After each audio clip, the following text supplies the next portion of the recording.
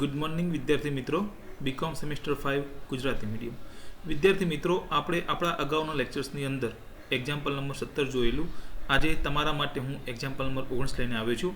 અને આ example number 19 છે એ આપણું યુનિટ નંબર 1A જે છે પડતરસાવી પ્રક્રિયા 1 જે છે આપણે એ ચેપ્ટર્સ આજે પૂર્ણ કરીશું.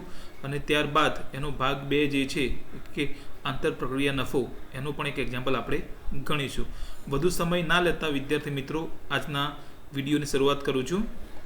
એક વસ્તુ 3 જુદી જુદી પ્રક્રિયાઓ FY, SY અને TYમાંથી પસાર થાય છે. ત્યારબાદ તેને તૈયાર માલના સ્ટોક ખાતે લઈ જવામાં આવે છે. પ્રક્રિયાની વિગતો નીચે પ્રમાણે છે. વિગત: પ્રક્રિયા FY, પ્રક્રિયા SY અને પ્રક્રિયા TY. દાખલ કરેલ એકમો એકમ દીઠ ₹100 લેખે ક્વેશ્ચન માર્ક છે. સામાન્ય બગાડ: દાખલ કરેલ એકમના ટકા 2.5%, 5% અને 10%. બગાડની ઉપજ એકમ દીઠ ₹25, ₹50 અને ₹60. અસામાન્ય બગાડના એકમો 500 એકમો અને 550 એકમો.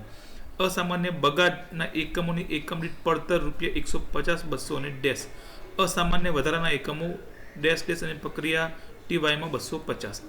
અસામાન્ય વધારાના એકમોની એકમ દીઠ પડતર પ્રક્રિયા FY ડેશ, પ્રક્રિયા SY ડેશ અને ₹250. ખરેખર ઉત્પાદન: દાખલ કરેલ એકમના ટકા 95%, question mark and question mark. અન્ય માહિતી કે પ્રક્રિયા FYમાં અસામાન્ય બગાડ સામાન્ય બગાડના 100% જેટલો છે. ત્રણેય પ્રક્રિયાના કારખાના પ્રવૃત્તિ ખર્ચ પ્રત્યક્ષ મજૂરીના 25% લેખે ગણવાના છે. ઉપરની માહિતી પરથી પ્રક્રિયા ખાતા અસામાન્ય બગાડ તેમજ અસામાન્ય વધારાનું ખાતું તૈયાર કરો. વિદ્યાર્થી મિત્રો, આ જે એક્ઝામ્પલ છે અમે જ્યારે TYમાં હતા 2007માં ત્યારે પૂછાયેલું છે. તો વિદ્યાર્થી મિત્રો, આપણે હવે આપણી ગણતરી શરૂ કરીએ. તો સૌથી પહેલાં અસામાન્ય બગાડ સામાન્ય બગાડના 100% છે. એટલે સામાન્ય બગાડ બરાબર અસામાન્ય બગાડ ગુણ્યા 100% બરાબર 500 ભાગ્યા 100 ગુણ્યા 100 એટલે કે 500 એકમો. અસામાન્ય બગાડ 500 એકમો છે, જે દાખલ કરેલ એકમના 2.5% છે. અહીંયા આપણને આપેલું છે. તો જ્યારે આપણા 500 એકમો હોય સામાન્ય બગાડ તો કેટલું? તો આપણે પદ બનાવીએ કે 2.5 સામાન્ય બગાડના એકમો બરાબર 100 દાખલ કરેલ એકમો. તો 500 સામાન્ય બગાડના એકમો હોય તો દાખલ કરેલ એકમો ક્વેશ્ચન માર્ક. તો 500 ગુણ્યા 100 ભાગ્યા 2.5 એટલે કે 20,000 દાખલ કરેલ એકમો થશે. એટલે આપણા દાખલ કરેલ એકમો કેટલા આવ્યા? 20,000. તો ચાલો આપણે પ્રક્રિયા FY નું ખાતું બનાવીએ. તો વિગત, એકમ, કુલ ખર્ચ, વિગત, એકમ અને કુલ ખર્ચ. સૌથી પહેલાં ઉધાર બાજુ દાખલ કરેલ એકમ અને દાખલ કરેલ એકમ જે છે એ દરેક ₹100 લેખે છે. તો 100 ગુણ્યા 20,000 એટલે કે 20 લાખ. ત્યારબાદ તરત જ આપણે સામાન્ય બગાડ લખવાનું છે. તો સામાન્ય બગાડ જે છે એના એકમ આપણે શોધી કાઢ્યા 500 એકમો છે. તો સામાન્ય બગાડ તો દરેક એકમ ₹25 દીઠ, તો 500 એટલે 12,500. ત્યારબાદ આપણને અસામાન્ય બગાડ પણ આપેલો છે. તો અસામાન્ય બગાડ આપણને આપ્યું છે પ્રક્રિયા FYમાં 500 એકમો. તો આપણે લખી દઈએ અહીંયા અસામાન્ય બગાડ 500 એકમો અને દરેક એકમ ₹150 લેખે. એટલે 500 ગુણ્યા 150 એટલે 75,000. હવે ત્યારબાદ આપણને બીજી કંઈ પણ વધારાની માહિતી આપેલી નથી.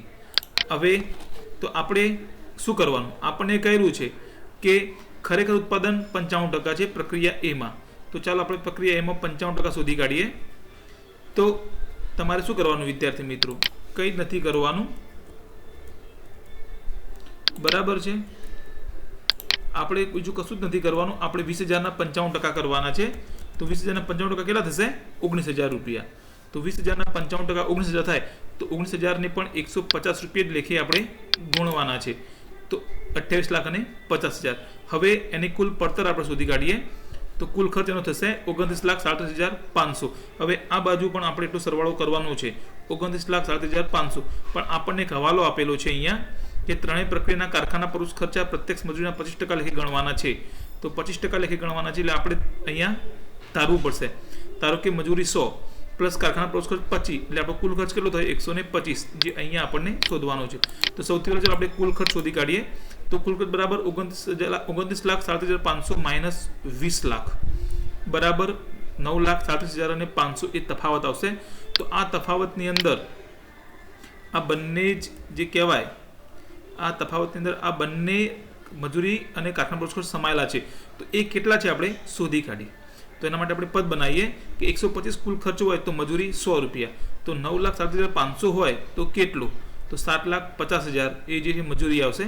તો આપણે લખી દઈએ અહીંયા, બરાબર છે. હવે તો કારખાના પ્રોસેસ કેટલો આવશે? તો આપણે એનું પણ જોણી કાઢીએ કે 125 એ કુલ ખર્ચ હોય તો 25 રૂપિયા કારખાના પ્રવેશ ખર્ચ, તો 9,07,500 એ કેટલો? તો 1,87,500 એ આવશે. તો ચાલો આપણે એની પણ ગણતરી કરી દીધી છે, તો આપણે એને પણ હવે લખી દઈએ. તો હવે આપણો સરવાળો જે છે એ સરખો થઈ જશે બંને બાજુ, યુનિટ અને કુલ ખર્ચ. હવે અહીંયા F5માં આપણને અસામાન્ય બગાડ આપેલો છે, તો આપણે અસામાન્ય બગાડનું ખાતું પણ બનાવવું પડશે. આ અહીંયા આપણે જમા બાજુ લખ્યું છે, એટલે આપણે આ જે છે એ એમને ક્યાં લખીશું? ઉધાર બાજુ. તો અસામાન્ય બગાડ પ્રક્રિયા ખાતું એ, તો અહીંયા પ્રક્રિયા ખાતેથી લાવ્યા એક, બરાબર, એટલે F5 થી આપણા તો 500 અને 75,000. હવે આપણે સામાન્ય બગાડ જે છે એનું વેચાણ કેટલા રૂપિયાથી કરીએ છીએ? 25 રૂપિયા કરીએ છીએ. તો આપણે અહીંયા હવે એની વેચાણ કિંમત સુધી કાઢીએ. તો અસામાન્ય બગાડનું વેચાણ દરેક એકમો 25 રૂપિયા લેખે, તો 500 × 25 એટલે 12,500. તો આપણને નુકસાન કેટલું પડ્યું? ખોટ, કારણ કે એની પડતર આટલી હતી અને આપણને આટલા જ મળ્યા, તો આપણને નુકસાન કેટલું થયું? તો આટલું થયું નુકસાન, 62,500. તો ખોટ નફા ખાતે આપણે લઈ ગયા, અને આ રીતે આપણો જે છે એક બંને બાજુનો સરવાળો અને બંને બાજુના જે કહેવાય યુનિટના એકમ જે છે એ પણ સરખા થઈ જશે. હવે ત્યારબાદ પ્રક્રિયા SY. તો પ્રક્રિયા SYમાં સૌથી પહેલાં પ્રક્રિયા F5 ખાતે લાવ્યા, કેટલા લાવ્યા? તો 19,000 એકમો અને 28,50,000 રૂપિયાનો ખર્ચ. સૌથી પહેલાં હવે સામાન્ય બગાડ, તો 19,000ના 5% એટલે 950 એકમો. તો આપણે અસામાન્ય જે સામાન્ય બગાડ છે એ આપણે શોધી કાઢી 950 એકમ. તો 50 રૂપિયાની પડતર કેટલી થાય? 47,500 રૂપિયા. હવે આપણને અહીંયા રકમમાં એ પણ કહેલું છે કે અસામાન્ય બગાડને કહો SYમાં પણ અસામાન્ય બગાડ છે 550 એકમ. તો આપણે 550 એકમ અસામાન્ય બગાડ કરી દઈએ, બરાબર છે? 550 એકમ, એની પડતર કેટલી છે? 200 રૂપિયા. તો 550 × 200 એટલે કે 1,10,000. હવે આપણને આગળની પ્રક્રિયા કેટલા એકમ લઈ કે એની કોઈ માહિતી આપેલી નથી, તો આપણે એ માહિતી જે છે આપણે શોધવી પડશે. તો કઈ રીતે શોધી શકીશું આપણે? તો ચાલો આપણે શોધી કાઢીએ. તો સૌથી પહેલાં આપણે જોઈએ કે આપણા 19,000 એકમો હતા, બરાબર છે? એમાં સૌથી શું બાદ કર્યું? 950 જે છે એ આપણા સામાન્ય બગાડ, અને પ્લસ બીજું શું બાદ કર્યું? 550 એકમ જે છે એ આપણે બાદ કર્યા આપણા અસામાન્ય બગાડ, બરાબર છે? એટલે કેટલા આવશે? 17,500 જે છે એ આપણું આગળની પ્રક્રિયા ખાતે આપણે લઈ જઈશું. હવે એને પણ કઈ કિંમતે ગુણવાના? અસામાન્ય બગાડની જે કિંમતથી ગુણ્યા એ જ કિંમત એને આપણે ગુણશું, એટલે 17,500 × 200 એટલે કે 35 લાખ રૂપિયા. હવે આપણે સરવાળો કરી દઈએ. તો ટોટલ જે છે આપણા એકમો એ કેટલા થશે? અહીંયા 19,000, બરાબર છે? અહીંયા આપણે 19,000 ને અહીંયા પણ આપણે કેટલા થઈ જશે? 19,000 એકમો થઈ જશે. હવે આની પડતર 19,000 એકમની પડતર કેટલી થઈ? 36,57,500. આ બાજુ પણ 36,57,500 આપણે લાવવા પડશે. તો અહીંયા તફાવત આવશે. એ તફાવતમાં શું સમાયેલું છે? મજૂરી અને કારખાના પરોક્ષ ખર્ચ. ચાલો આપણે તફાવત શોધી કાઢીએ. તો કુલ ખર્ચ 36,57,500 - 28,50,000, એટલે તફાવત આવ્યો 8,07,500. તો 8,07,500 આવે તો ફરીથી આપણે પદ બનાવીશું જેમ પ્રક્રિયા એકમાં આપણે કરી હતી ગણતરી એ રીતે, કે ધારો કે ભાઈ મજૂરી 100 રૂપિયા છે અને કારખાના પરોક્ષ ખર્ચ 25 રૂપિયા, એટલે કુલ ખર્ચ 125. તો 125 કુલ ખર્ચે મજૂરી 100 રૂપિયા, તો 8,07,500 એ કેટલા? તો એ આવશે 6,46,000. તો મજૂરી કેટલી આવી વિદ્યાર્થી મિત્રો? 6,46,000 રૂપિયા, બરાબર છે? હવે એ જ રીતે આપણે સુધી કાઢીએ કારખાના પરોક્ષ ખર્ચ. તો કારખાના પરોક્ષ ખર્ચ પણ કેટલા આવશે? 1,61,500. તો અહીં આપણે કારખાના ખર્ચ પણ લખી દઈએ, 1,61,500. સરવાળો કરશું તો 36,57,500 મળી જશે. અહીંયા પણ આપણને અસામાન્ય બગાડ છે, એટલે આપણે ફરીથી પાછું અસામાન્ય બગાડનું ખાતું બનાવીશું. તો ચાલો SYમાં પણ અસામાન્ય બગાડનું ખાતું બનાવી દઈએ. ઉધાર બાજુ આપણે લખીએ પ્રક્રિયા ખાતેથી લાવ્યા 2 SYથી 550 એકમ ને 1,10,000ની પડતર. આપણે કેટલા રૂપિયા વેચીએ છીએ સામાન્ય બગાડના એકમો? 50 રૂપિયે. તો 550 × 50 એટલે થશે 27,500. તો આપણને કેટલી ખોટ ગઈ? 82,500. સરવાળો 1,10,000, 550 એકમ ને સરવાળો 1,10,000. હવે પ્રક્રિયા SYનું ખાતું પણ પૂર્ણ થયું. એટલે હવે આપણે કયું ખાતું બનાવીશું? પ્રક્રિયા ખાતું TY. તો TYમાં આપણે સૌથી પહેલાં બધા શું લખીશું? કે પ્રક્રિયા ખાતે, તો અહીંયા આપણે લખીશું પ્રક્રિયા SY ખાતેથી 17,500 એકમો અને 35,00,000 એની પડતર.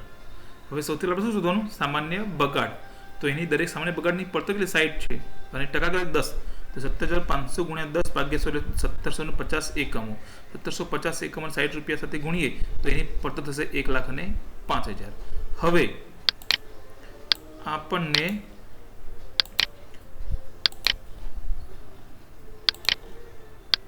દાખલાની અંદર રકમમાં આપણને કહ્યું છે કે ટીવાયની અંદર શું છે અસામાન્ય નફો છે. તો કેટલો છે આપણે જોઈ લઈએ. તો અસામાન્ય વધારાના એકમોની પડતર કેટલી છે? એકમો 250. એની પડતર કેટલી છે? 250 રૂપિયા. તો ચાલો આપણે અસામાન્ય વધારો જે છે એટલે કે અસામાન્ય નફો એ આપણે પ્રક્રિયા ટીવાય જે છે એમાં લખી દઈએ. તો અહીંયા અસામાન્ય નફો દરેક એકમના 250 રૂપિયા લખીએ. તો 250 એકમ અને 250 એટલે 62,500. બરાબર છે. તો આપણે તૈયાર સ્ટોક કેટલા એકમો લઈ ગયા આપણે એ શોધવા પડશે. તો ચાલો આપણે તૈયાર માલ ખાતે કેટલા સ્ટોક લઈ ગયા એ પણ શોધી કાઢીએ. તો 17,500 આપણે એકમો હતા વત્તા 250 શું થયો? આપણો નફો થયો માઇનસ 1,750 એટલે કે 16,000 એકમો જે છે એ આપણે ક્યાં લઈ જઈશું? તૈયાર માલ સ્ટોક ખાતે. તો તૈયાર સ્ટોક ખાતે લઈશું અને એને પણ કઈ કિંમતે ગુણવાના? 250 રૂપિયા. તો 16,000 ગુણ્યા 250 એટલે કે 40 લાખ રૂપિયા. હવે કુલ ખર્ચ થશે કેટલો? 41,05,000 રૂપિયા અને એકમો 17,550 17,550. બરાબર છે. હવે આ બાજુ તફાવત આવશે. તફાવત ખૂટે છે તો આપણે શોધવું પડશે. કેમ? કારણ કે મજૂરીને કારખાના પ્રવેશ ખર્ચ હજી પણ બાકી છે શોધવાના. તો આપણે જેમ અગાઉની ગણતરી કરી એમ આપણે અહીંયા પણ એની ફરીથી એકવાર ગણતરી કરી દઈએ કે કેટલા એકમો જે છે એ આપણે શોધવા પડશે એકમ અને કેટલી મજૂરી આવે છે. તો આપણે ધારીએ કે ધારો કે મજૂરી 100 અને કારખાના પ્રવેશ ખર્ચ 25. તો કુલ ખર્ચ કેટલો થશે? 125 રૂપિયા. હવે આપણે એ રીતે પદ બનાવતા ગયા તો આપણને આપણું તફાવત કેટલો આવ્યો? 5,42,500. 41,05,000 માંથી 35 લાખ વત્તા 62,500 બાદ કરે એટલે આપણો તફાવત કેટલો આવ્યો? 5,42,500. તો 5,42,000 ને આપણે મજૂરી અને પરોક્ષ ખર્ચના પ્રમાણમાં વેચતા આપણને કેટલા મળ્યા? મજૂરી 4,34,000 અને પરોક્ષ ખર્ચ કારખાના પરોક્ષ ખર્ચ મળે 1,08,500. તો ચાલો આપણે અહીંયા લખી દઈએ બંનેને.